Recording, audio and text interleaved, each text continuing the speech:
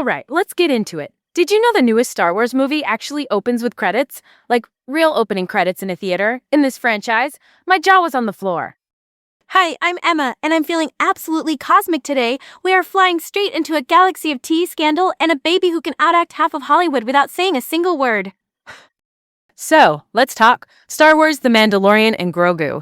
It's a 2026 sci-fi film that continues the Disney Plus smash The Mandalorian, directed by Jon Favreau. He co-created the show and co-wrote the movie with Dave Filoni, Lucasfilm's lore maestro, and Noah Clore, a writer who worked on Book of Boba Fett in a past Mando episode. It's set after the Empire falls, and it's built so newcomers won't be lost while fans still get lore, returning faces, and that core relationship between a steel-masked dad and his green Chaos Angel apprentice. Let me set the scene. Years ago, I accidentally crashed a Star Wars fan event dressed up as Leia. That is Princess Leia Organa, the icon. Long story. I showed up for what I thought was a costume brunch, very casual, and it turned out to be a hardcore trivia night with people who knew the serial numbers on Stormtrooper armor. I was in a buns and white dress situation, sweating through my belt. High stakes. I tried to blend by nodding along like, yes, of course I know which hut ruled what sector. Totally. Yes, queen. It was a hot mess. But then someone handed me a toy lightsaber and said, you look nervous, but your family here. We vibed over favorite scores. We screamed when the Cantina theme hit. I left with new friends and a blister from those boots. That night taught me this. Fandom is less about gatekeeping and more about shared oxygen when the music swells. And that's the exact trick this movie is pulling. It lets you in, even if you only know Baby Yoda from memes, and it still winks at the lifers who can name every X-Wing pilot by helmet stripe. Okay, let's move on. The basics. We're post-Empire, the New Republic, the new galactic government. It turns out that person is fire and not Bing B. Din Djarin, our Mandalorian played by Pedro Pascal, works as a contractor, still living by a code and still making questionable but lovable choices. Grogu, the little green heartthrob, is now apprenticing. He still doesn't speak words but fully emotes through animatronics with VFX sprinkles. The mission, Colonel Ward, that Sigourney Weaver as a New Republic officer, hires Din to chase intel on a shadowy figure named Commander Coin. The catch, Hutt twins will trade intel only if Din rescues Jabba's son, Rada. Yes, Rada is back, voiced by Jeremy Allen White of The Bear fame, and plot twist, he's a gladiator on a planet called Shikari, fighting for a crime lord named Jainu. Din fights Rada and spares him. Creatures go feral and chaos ensues, revealing that Rada claims the twins want him dead and that Jainu and Commander Coin are the same person. That collapses the mission into one target. Along the way, we meet Zeb Orleos, voiced by Steve Blum, a fan-favorite rebel from the Filoni era, Embo, a Cuso bounty hunter with major hat game, the Anzellans, the tiny droid fixers voiced by Shirley Henderson, and a cameo voice from Martin Scorsese as an Arganian shopkeeper. Yes, that Martin Scorsese, the legendary filmmaker. It's delightfully meta and had cinephile Twitter eating itself alive for a week. Then we go to Nal Hutta, Hutt Central. Embo drags Din there. The twins, absolute menaces, plan a centuries-long torture for Rada. There's a dragon snake arena. Din escapes and gets poisoned. Big yikes. Grogu refuses to leave him. A fisherman named Gotori helps with an antidote, and then we get a counterstrike. Din and Grogu infiltrate, free Rada, duel droids, and survive the pit. Embo slips away. The twins become snack time for the dragon snake. Ward arrives with New Republic backup, confirms the twins were in on it with Jainu. Rada decides to cooperate with the Republic. Our duo flies off in a new Razor Crest. Yes, there is a new ship. And Din starts teaching Grogu to fly. Surrogate dad content. Now, the people behind the curtain, Jon Favreau, the director and Mandalorian's co-architect, teams with Dave Filoni, Lucasfilm's lore maestro, who rose to later co-CEO.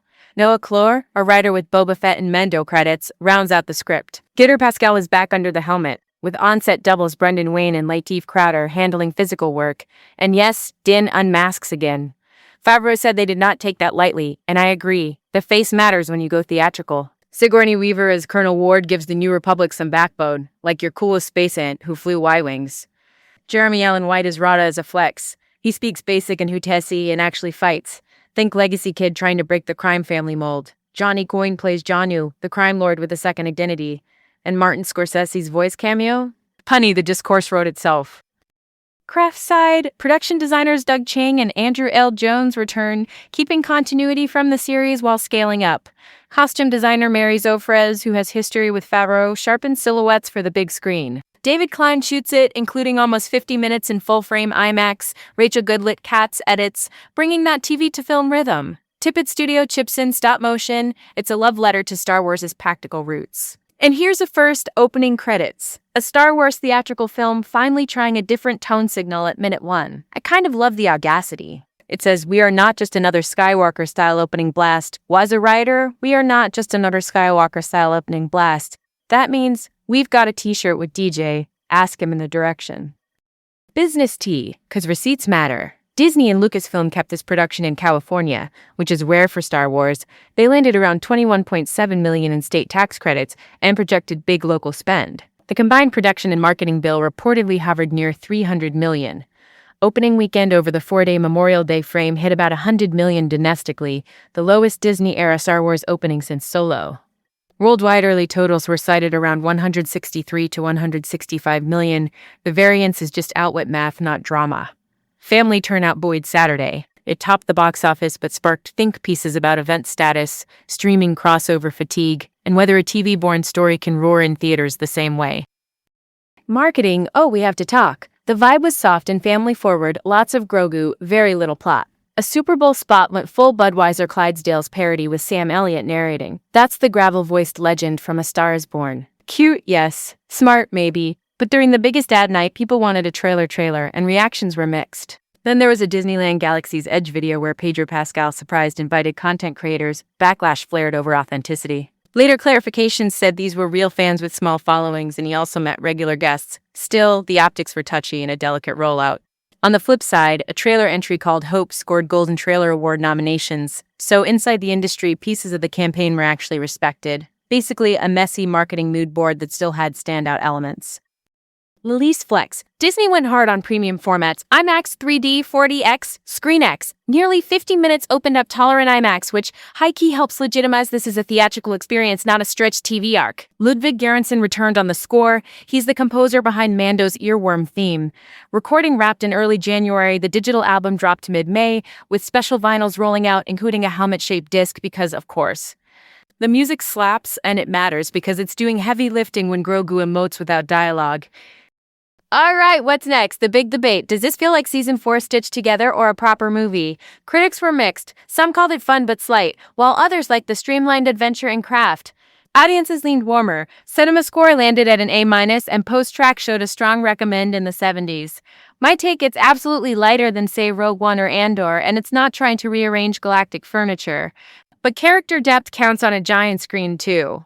Watching Din choose Creed over comfort, then break it to show his face, or watching Grogu save his dad figure and then grip a flight stick with those tiny hands as the Razor Crest punches out, that's cinema.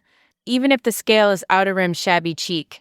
The opening credits choice, the stop-motion texture, the IMAX ratio swings all say we respect the room we're in. Let's dissect this for a sec through the culture lens. Casting Sigourney Weaver as a New Republic colonel bridges generations, and it's a quietly perfect way to anchor institutional authority without sucking oxygen from Din and Grogu. Jeremy Allen White voicing a Hutt who actually throws hands is the surprise remix I didn't know I needed. Like if a legacy Nepo baby said, "No thanks, I'm going pro on my own terms." And Martin Scorsese doing a cameo voice, it's both trolling and tribute. The movie keeps fan service mostly breezy. Zed pops, Embo slays and escapes, the Anzellans do their Caddick wrench gremlin routine. It advances the duo's relationship, gives Rada a future pivot, and lets the New Republic feel competent for once. That's a neat trick. Before we go further, we need to address expectations.